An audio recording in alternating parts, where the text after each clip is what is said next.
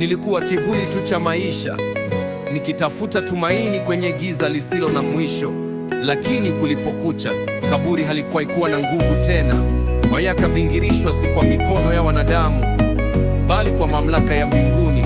Sauti ikasikika, yeye si hapa, amefufuka.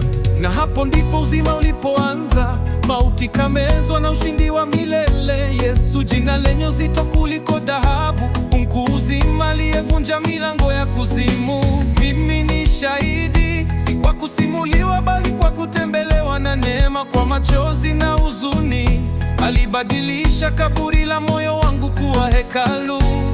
Na sasa niko hai kwa sababu yeye yu hai. Niko hai kwa sababu yeye yu hai. Mimi ni shahidi, si kwa kusimuliwa, bali kwa kutembelewa na neema. Kwa machozi na huzuni, alibadilisha kaburi la moyo wangu kuwa hekalu. Na sasa niko hai kwa sababu yeye yu hai.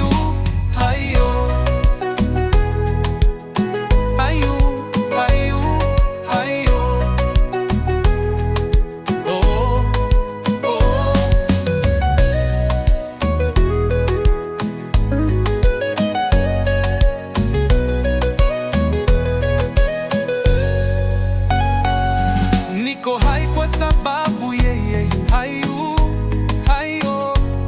Niko hai kwa sababu